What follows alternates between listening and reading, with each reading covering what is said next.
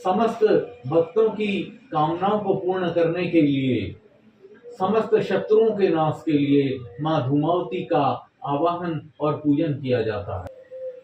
विवर्णा चंचलारुष्टा दीर्घा च मलिनाम्बरा विवर्णकुण्डला रुक्षा विधवा विरहुजा काकध्वजरथारूढा विलम्बितपयोधरा शूर्पहस्ताधिरुक्षाक्षी धूतहस्ता वरान्विता प्रबद्धघोणादुभ्रंशकुटिला कुटिलेक्षणा शुत्पिपासार्दिता नित्यं भयदा कलहास्पदा।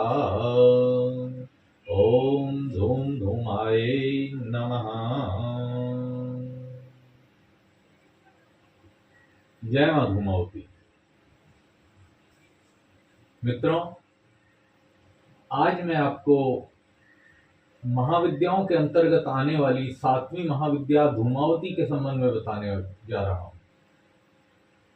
महाविद्या धूमावती के बारे में मैं आपको बता दूं, ये एकमात्र ऐसी देवी हैं जिनकी विधवा रूप में पूजा की जाती है और ये देवी का चित्र देखने में बड़ा कौतूहल पैदा करता है।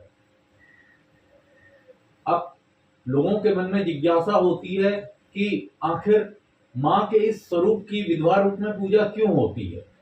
इसके संबंध में जो महत्वपूर्ण कथानक है उसके अनुसार एक बार जब दक्ष प्रजापति ने यज्ञ का आयोजन किया और उस यज्ञ में उन्होंने अपने जामाता भगवान शिव को और सती को आमंत्रित नहीं किया। सती ने देखा कि सारे देवी देवता, सारे संत ऋषि मुनिगण मेरे पिता द्वारा आयोजित किए जा रहे यज्ञ में जा रहे हैं और मुझे निमंत्रित नहीं किया। उन्हें बड़ी पीड़ा हुई, उन्हें अंदर से यह भाव आया कि मुझे पिता के यज्ञ में जाना चाहिए। लेकिन वो ये भूल गई कि जब पिता के घर से विदाई हो जाती है तो उसके बाद वो पिता का घर पराया हो जाता है, पति का घर ही अपना रहता है। उन्होंने महादेव से कहा, महादेव ने उन्हें समझाने का प्रयत्न किया लेकिन वो नहीं मानी और जब वो नहीं मानी तो त्रियाहट के वशीभूत होकर महादेव ने उनको अपने पिता दक्ष प्रजापति के यज्ञ में जाने की आज्ञा दे दी। आखिरकार माता सती दक्ष प्रजापति के यज्ञ में पहुंची जहां उन्हें यथोचित सम्मान नहीं मिला और उल्टा उनका तिरस्कार हुआ, उनके पति का तिरस्कार हुआ और दक्ष प्रजापति द्वारा उन्हें घोर रूप से अपमानित किया गया। इससे माता सती को अंतर्ग्लानि हुई और इस अंतर्ग्लानि के वशीभूत होकर उन्होंने दक्ष द्वारा बनाए गए यज्ञ कुंड में कूदकर अपने प्राणों की आहुति दे दी। और जैसे ही ये खबर महादेव तक पहुंची तो दक्ष द्वारा बनाए गए कुंड में कूदकर उन्होंने अपने प्राणों की आहुति दी और उस यज्ञ कुंड से धूम्र वर्ण की धूम्र रश्मि वहां पर प्रकट हुई है और वहां पर मां धूमावती का प्रादुर्भाव हुआ है और तभी से मां धूमावती धूम्रवर्ण के रूप में पूजी जाती रही हैं। समस्त भक्तों की कामनाओं को पूर्ण करने के लिए, समस्त शत्रुओं के नाश के लिए मां धूमावती का आवाहन और पूजन किया जाता है।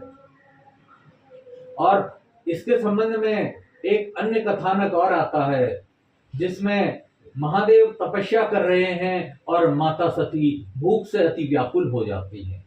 जब वो कई बार महादेव से कहती हैं कि हे प्रभु, मेरी क्षुधा को शांत कीजिए, मेरी क्षुधा को शांत करने का कोई उपाय कीजिए, लेकिन महादेव अपने ध्यान, महादेव तो महादेव हैं, वो अपने ध्यान में मग्न रहते हैं और वो अपनी पत्नी सती के द्वारा कही गई बात को भूल जाते हैं और अंत में सती माता की कोप अग्नि से वो भस्म हो जाते हैं और इस प्रकार से भस्म हो जाते हैं और माता सती उनको निगल जाती है और तभी एक धुआं वहां पर निकलता है, धूम्र रश्मि वहां पर निकलती है और धूमावती का प्रादुर्भाव होता है। भगवान शिव तो अजन्मा हैं, वो उनका न तो कोई आदि है न अंत है, लेकिन भगवान शिव सती के इस व्यवहार से रुष्ट हो जाते हैं और उन्हें शाप देते हैं कि देवी, ये जो तुमने काम किया है वो नारी को कलंकित करने वाला है, इसलिए तुम विधवा कहलाओगी आज से, और ये रूप विधवाओं के द्वारा ही पूजा जाएगा। किंतु मैं तुम्हें वरदान देता हूं कि जो भी भक्त तुम्हारी शरण में आएगा, निश्चित रूप से उसकी कामना पूरी होगी, और किसी भी प्रकार का शत्रु हो, किसी भी प्रकार की कामना हो, तुम्हारी साधना के द्वारा, तुम्हारे सतत पूजा पाठ के द्वारा वो निश्चित रूप से पूरी होगी। बस जो तुम्हारी साधना करेगा उसको नियम कर्म का पालन करना पड़ेगा, और तुम्हें कोई भी मीठा प्रसाद नहीं चढ़ाया जाएगा, तुम्हें केवल नमकीन वस्तु का प्रसाद चढ़ाया जाएगा। इसीलिए आज भी जब माँ धूमावती का पूजन किया जाता है तो उन्हें पकौड़ी का, प्याज का और नमकीन का, इस प्रकार से तीखी चीजों का, नमकीन वस्तुओं का प्रसाद भोग स्वरूप अर्पित किया जाता है। और माँ धूमावती भक्तों की सभी कामनाएं पूर्ण करती हैं और अपना आशीर्वाद देती हैं, उनकी शत्रुओं का नाश करती है। जो भी भक्त माँ धूमावती की पूजा, साधना, उपासना करते हैं, निश्चित रूप से वो अपनी कामना को और अपने काम्य प्रयोगों में सफलता प्राप्त करते हैं।